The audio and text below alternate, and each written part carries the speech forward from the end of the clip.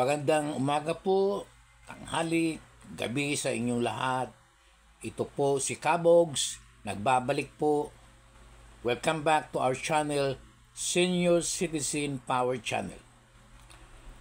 Ipagpapatuloy ko po ang ating usapin sa pananawagan na ating gagawin sa Panginoong Diyos.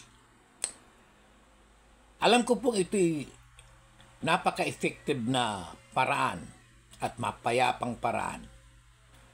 Sa kasaysayan ng mundo, mula pa noong panahon ni Moises, ang Panginoong Diyos ay nakialam na ilabas ang bayang Israel sa Ehipto dahil sa pakikialam ng ating Panginoong Diyos.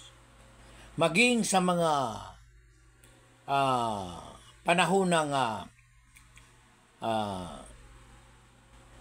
ng bayang Israel, maraming beses po na nakikialam ang ating Panginoon Diyos. Maraming beses din na nakikialam ang ating Panginoon Diyos sa panahon ng Kristiyano. Maging sa ibang bansa kapag tayo ay tumawag sa Kanya. Ngunit kung tayo naman ay nagbabaliwala lang, hindi tayo kumiling sa kapangyarihan ng ating Panginoon Diyos, ay hindi rin siya tutulong sa atin. Kaya ako po ay nananawagan sa lahat ng mga senior citizen, maging hindi senior citizen po, mga leaders ng religious organization, mga kaparian, mga clergy, mga ministro, mga pastor, mga alagad ng relihiyon, mga born-again Christian, mga Pentecostal, mga Baptist, mga Protestant. Magkaisa po tayo sa ating pananawagan. At lahat ng mga naniniwala sa ating Panginoong Hesukristo. Magbigay po kayo ng suggestion ng araw at oras at online po tayong mananawagan. Online tayong mananalangin, sabay-sabay po tayong mananalangin sa buong mundo. Ipanawagan natin sa Panginoon Diyos na ipagkaloob ang lunas ng suliranin ng ating bansa. Ipanalangin natin sa Panginoon Diyos na pakialaman niya ang ating bansa, na sana'y mahabag siya, na ibigay ang ating kahilingan. Humiling tayo sa Panginoon Diyos. Magmakaawa tayo na ipagkaloob ang lunas ng ating suliranin. Maraming paraan ang ating Panginoon Diyos. Siya ang may hawak ng buhay. Maaaring ipagkaloob niya sa mga taong namamahala sa ating bansa ang mapayapang pagpapahinga sa kanila. Sa ating papansin ngayon, ating naoobserbahan, mukhang ang evil side of force, evil side of the party are winning this game.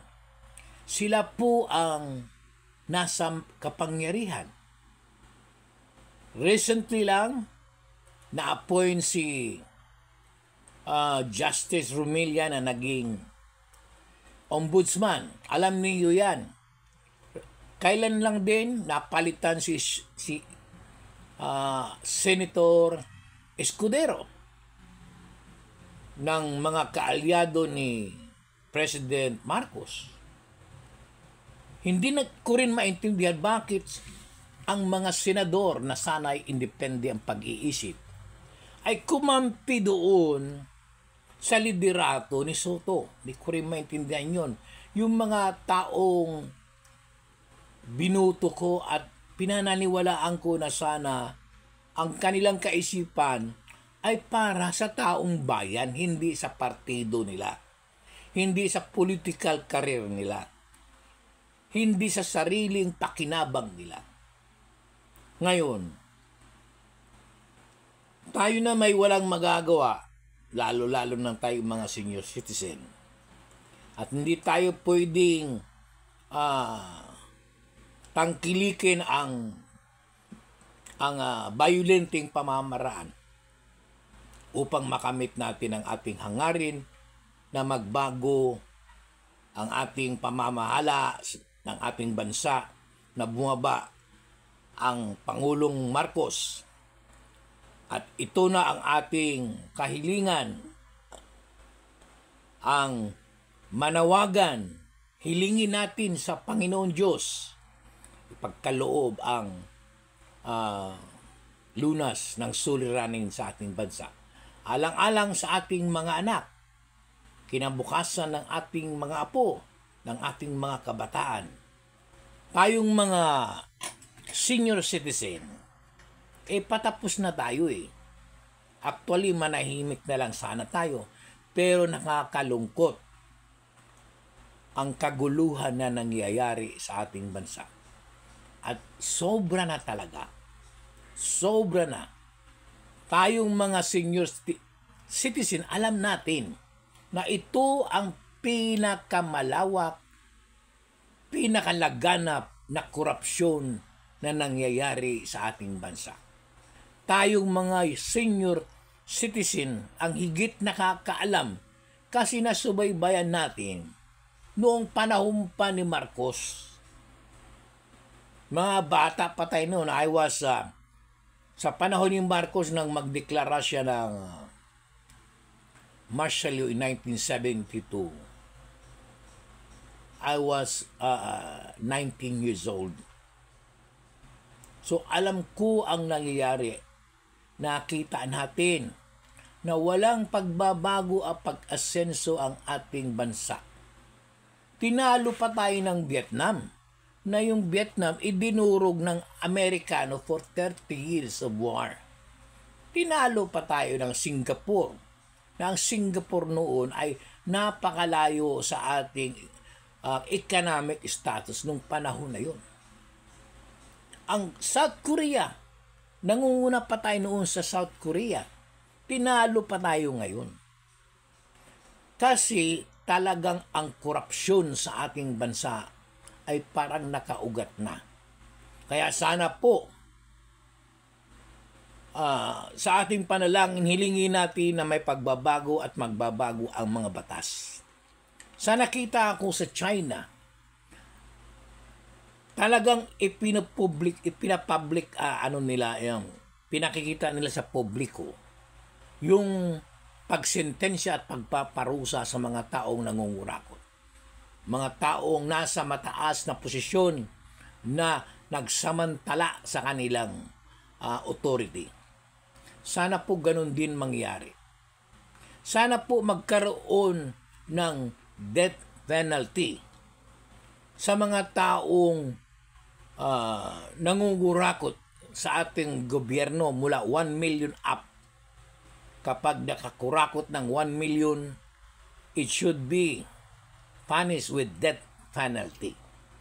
Ang death penalty naman ay hindi naman against God's will.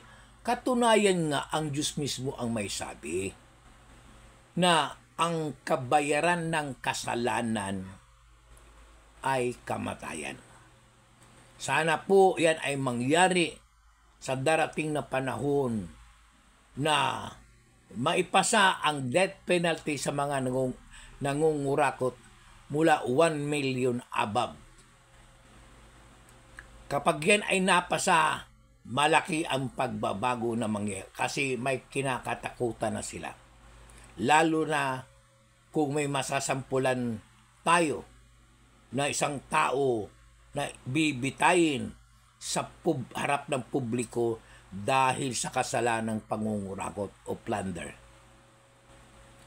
Mga kasenyor, mga kababayan, mga kasamang Kristiyano, maging ang mga Muslim, magkaisa po tayo.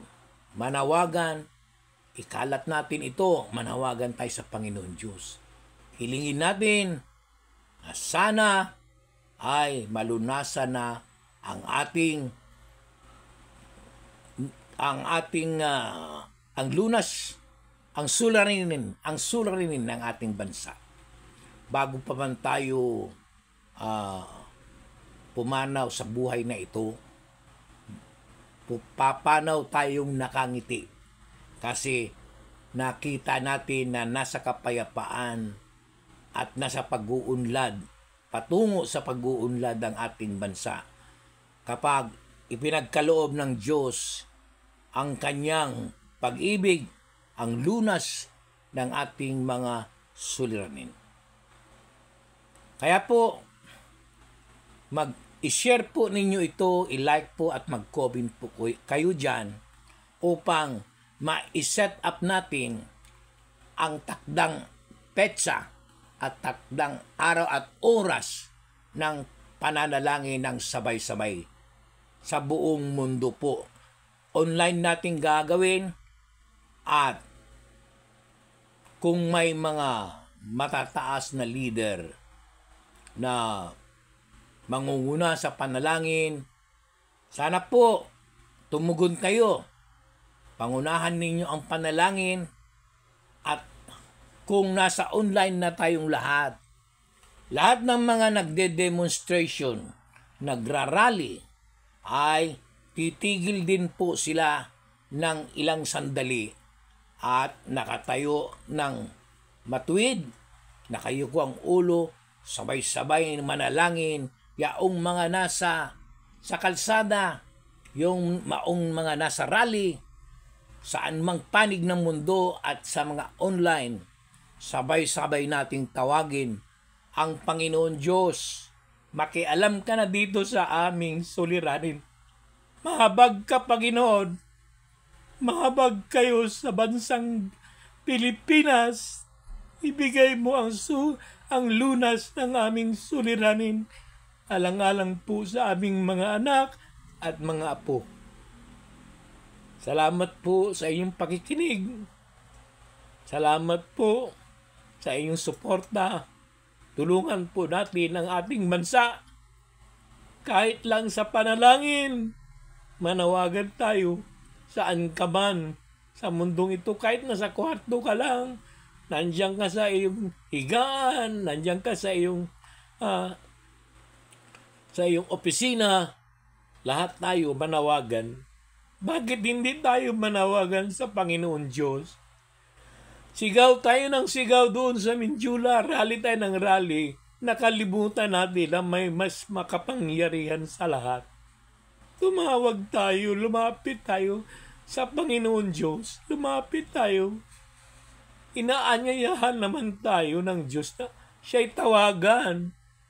Kung sino man ang kumakatok ay pinagbubuksan. Sino man ang tumatawag ay sinasagot. Kaya maging ang Panginoong Hesukristo ay nagsabi, hilingin ninyo sa Ama ang lahat ng bagay sa kanyang pangalan. Hindi tayo mabibigo. Kahabagan nawa tayo ng Panginoon Diyos. Hindi tayo tatawag. Hindi tayo mananalangin sa mga Diyos-Diyusan. Doon tayo mananalangin sa pinapanalanginan ng ating Panginoong Hesukristo. Doon tayo mananalangin sa tinawag ng Panginoong Hesukristo, Diyos ko, Diyos ko. Doon tayo tatawag. Kapag tayo'y nakapanalangin na, hilingin natin ito sa pangalan ng Panginoong Hesukristo. Hilingin natin in Jesus Christ name.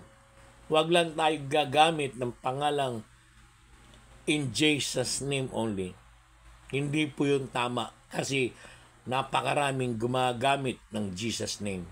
Maging si Lucifer ay gumagamit ng gayon.